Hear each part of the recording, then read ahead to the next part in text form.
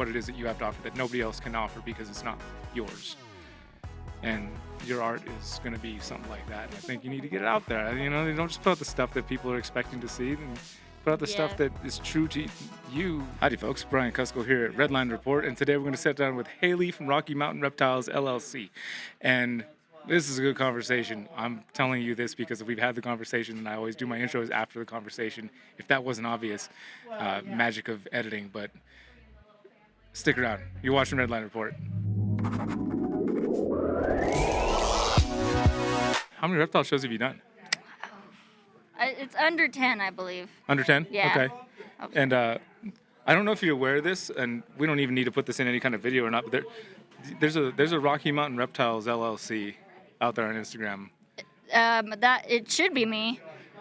With the pronghorn skull. There's one that's not you. Oh, okay.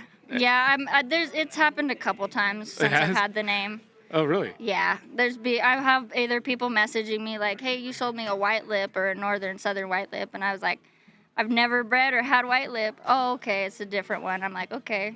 But usually I've had one, I know there was one on Morph Market. And then I reached out to them and was like, hey, just so you know, we have the same name. And then they disappeared.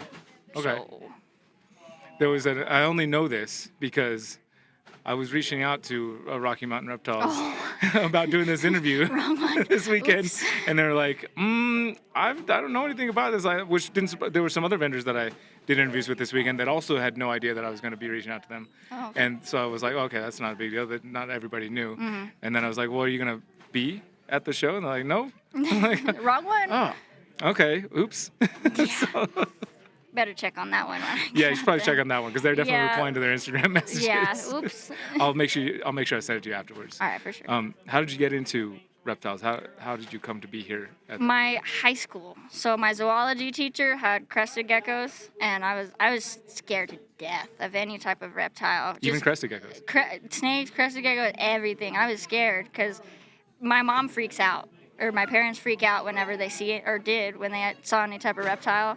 And he's like, no, just hold it. And I did, and I actually have that gecko specifically now, too. So it just kind of snowballed from there. So you were scared of geckos, you got a gecko, you were no longer scared of it, you're hanging out with it. When did you go from one gecko to more than one gecko? Well, so it was actually, I didn't have him until later, but it was in my zoology class that he would just let us hold the geckos, and he was the one that's like, you should get one. Okay. But I think it really started in 2018 is when I just was like, I love these things. And I went to my first expo, and I didn't realize that you could buy geckos just, at an expo like that. I'd only ever been to like the Tanner Gun Show, and then it just snowballed. Adult money happened, and then geckos started coming in. All right. So you had one gecko for how long before you had two geckos? Couple months. Okay. All yeah, right. a couple months. All right. That was actually similar for me when I came back. I mean, I kept when I was a little kid, but then moving back from Hawaii, and then I got one snake, and I think it was within a couple months I had two, and then several months later it was 10. That's exactly how, as soon as I was able to get more, as soon as I moved out and all that happened, it was just whatever I saw that I liked, I got it. So I was like, okay, geckos everywhere. Same with the ball pythons. I have ball pythons too, and they both just hand in hand started potato chipping. So Potato chipping. That's what I call it, yeah. Is that when like one becomes two? One becomes two, you can't get enough, so you just keep going. It's just Reach into the bag. Maybe flash back to a video I just did with Dave Kaufman at the Dallas show, and we walked by the trash can, and because of the nature of Dave and I, we decided to check out the trash can. And he's like, he pulled out the tortilla chip. He's like, ooh, let me show you how you breed tortilla chips. And he just takes it. And he's like, and now you have 2 tortilla chips. And now you have 4 tortilla chips. And he did it for a while, and I forgot. And I was like, so I just grabbed him out of his hand and ate them because I forgot that he just pulled it out of the trash. Oh, I forgot that detail for a second, too, until you said it. And I was like, wait a minute. Ugh, yeah. So, how's it? Does it taste a little? It tastes like a tortilla chip. It was fine. Yeah. Well, that's good. I think it was sitting inside of its little container inside the garbage can. As long as you don't get any extra sauce or anything like that. There was no sauce. That's good. Yeah, no sauce. That's good. It's a good thing. Oh, sauce. I had some sauce this morning with my burrito, though. Oh. Was that good? I thought it was good. Robin thought it was horrible. Oh. Robin was like, "Don't give me any of that." Ew. And supposedly it's salsa, but I called it sauce because it's not salsa. I mean, is that not? Are they not the same technically? No. Well, because you gotta mix it up until it's like a puree for a sauce, right? Yeah, so it was kind of like that. Okay, Yeah. so it was a sauce. It was a chunky sauce. Chunky sauce. All right. Sorry. Chunky, you're good. I'm not usually quite this goofy with my guests. I don't know what's happening right now.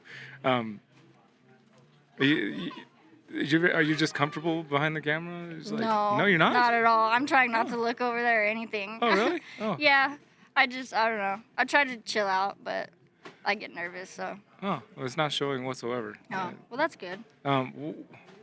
So what is your vending a show? You say you've vended about 10 shows now? Mm-hmm. Around 10, yeah. Okay, all since what year?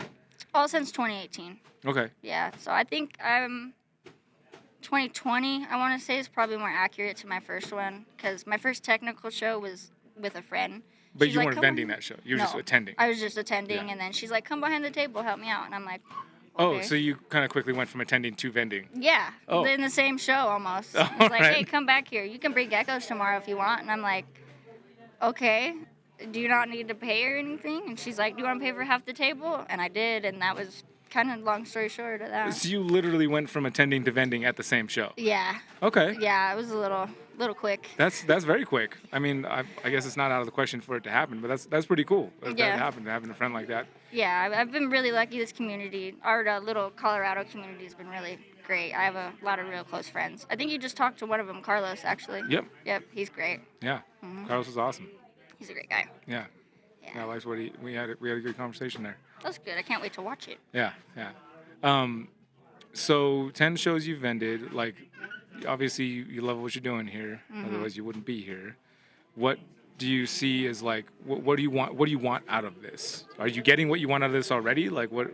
Yeah, it's just being able to support myself and what I love off of, not having to put myself in situations like that'll get my anxiety going and stuff, which is I have a normal job, but it's one where I don't have to like talk to people as much, I guess.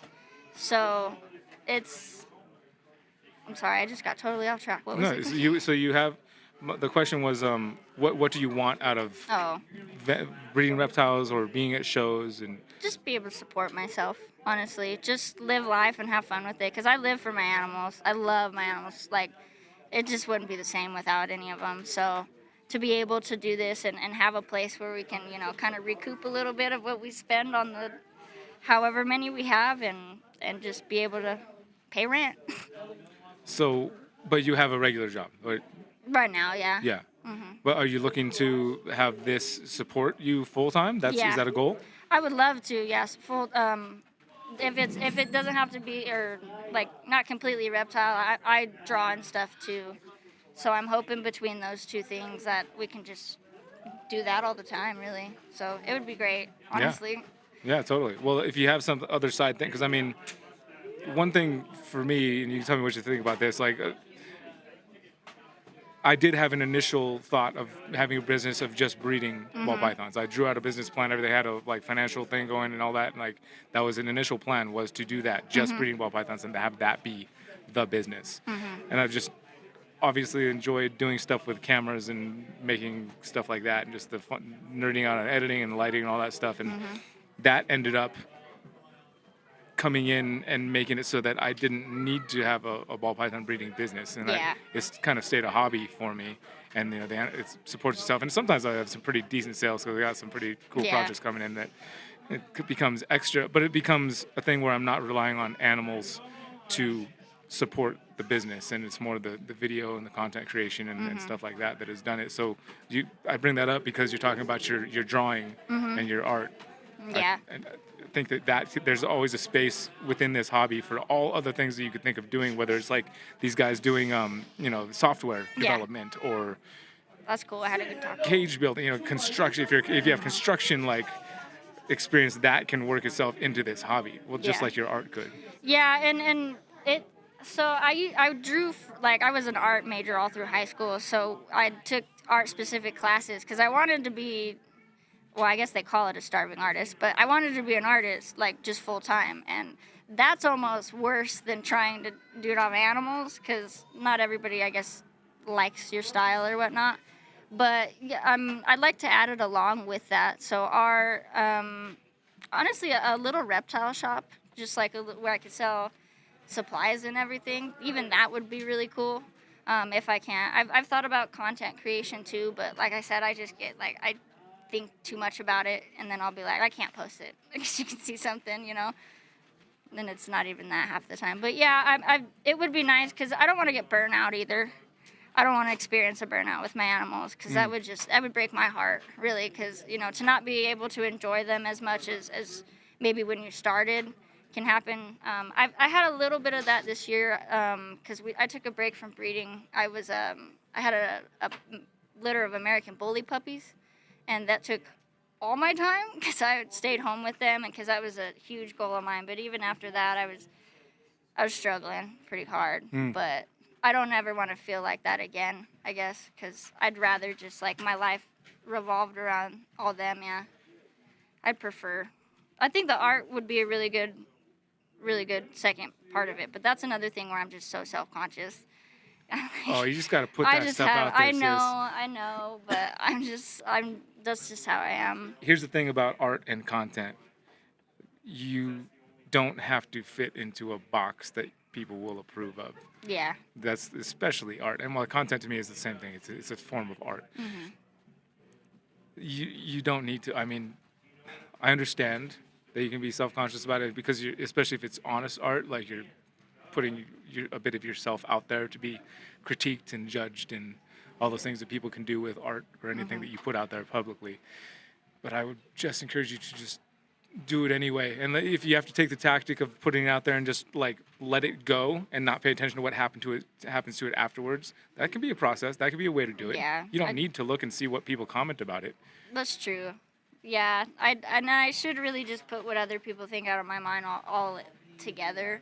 But the way, not to get like too personal, but the way I grew up and everything, I was just like a huge people pleaser, kind of taught to be that way. So when I would be true, I guess, to my art and everything like that, like some of it could get a little dark, and so I literally was almost trained out of that. Like you can't draw stuff like that, you can't do this, you can't do that, and it's just, I know now I'm an adult and I can do what I want, but it's just like that mental block of like getting over it, Gotcha. But I should though. I probably, now that you said that, I probably will try that. Good. I would love if that was all it took for me to just say, just do it. Just do it, yeah. Do it. I mean, seriously, I mean, I'm not just saying it. I think that if you have that, you should put that out there. And if it helps you to not pay attention to what happens to it afterwards, so you don't have to see feedback. Yeah. You don't have to. You don't have to see the feedback. I mean, chances are your curiosity will get the better of you. You want to see what people have to say about it. Yeah,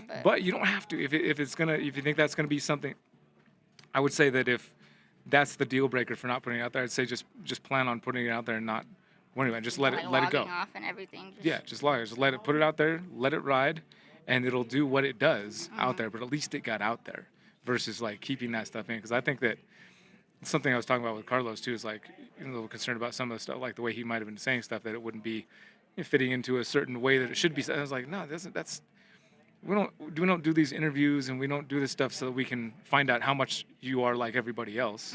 We want to find out what it is that sets you apart from everybody else, and what that is your art, and what it is that you have to offer that nobody else can offer because it's not yours. And your art is going to be something like that, and I think you need to get it out there. You don't just put out the stuff that people are expecting to see, and put out the stuff that is true to you. The stuff that means something to you. I think that's super motivational. So I'm all like kind of wanting to draw right now, but I appreciate it. Sweet. For sure. Awesome. I'm glad of that, because sometimes I start talking. Most often on these interviews, I do a lot of listening. Okay. Which I like to do. I don't need to. It's just what happens a lot of the time. I feel like I'm doing a little bit more talking right now than I usually would, but that's because I feel like you're really listening, and the fact that you said you feel like drawing right now after what I was just saying. Yeah. Good. And I'm glad that I'm glad I'm talking, and I'm not just like. Sometimes I talk and I feel like, I'm just babbling on. I should just shut up and listen. But if after this conversation you decide to start putting your art out there, I'm super glad I was talking. Well, I mean, honestly, Brian, like I've watched your videos for a while, so I've always like enjoyed listening to you talk, and a lot of the thoughts you've had to like you're very motivational for people in general. So it's really cool to be like in front of you and hearing this for sure. So it's highly appreciated for Oh, sure. awesome. I definitely, yeah. Thanks for having me on too. Yeah, of course. Absolutely. Well, so when are you gonna put out your first piece of art that I can see online, and where are you gonna put it out at so I can see it? I have a couple that I have out that I've really liked that I could probably post. I'll just my Instagram is where I do most of my stuff. My Facebook, I don't. It's a little toxic to me. Yeah, same here. I don't like Facebook. Yeah, So same page. I just do Instagram for right now, and yeah, this is probably after the show. Honestly, post it up on there. Okay. Yeah. All right. Yeah. Yeah, I like to hear that. Sweet. Sweet. Awesome. Well, is there anything that you want to share with folks before we sign off here? Like, where is that? You said you're going to put on Instagram. Where are all the places that people can follow what you're doing so that you can ignore their comments once they're there following you? I can all ignore you at Rocky Mountain Reptiles LLC. It's just straight up Rocky Mountain Reptiles. All LLC. one word? Yep.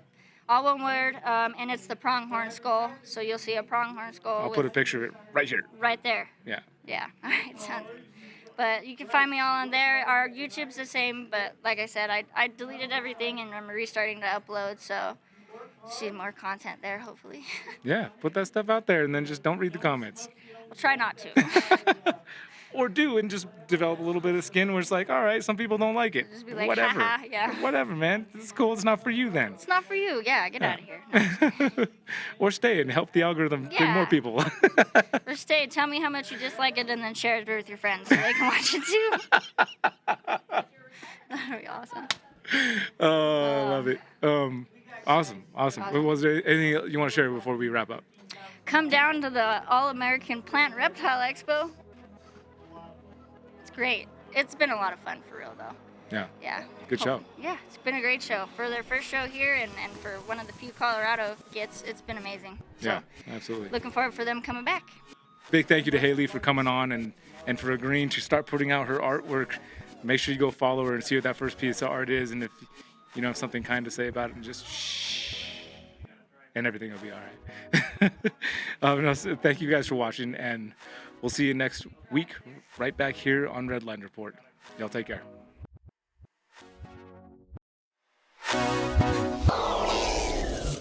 Totally. Sweet. Right on. Thanks, Haley. Thank you. Appreciate it, sis. Good job. Yeah, well done. Yeah, I also do that. I've taken to putting an air tag in my wallet. So it's always so annoying to hear the background noise all be picked up. And I'm like, yeah, shotgun mic's the only way you hear that. Would you mind coming in a little closer and you just scoot your chair in there? Yeah. These mics are very quiet, so you got to be like basically like, I mean, right up here. 4 knuckles away. Yeah, Okay. right up on it. That's Yeah. that's where we're gonna get the best audio sound from it.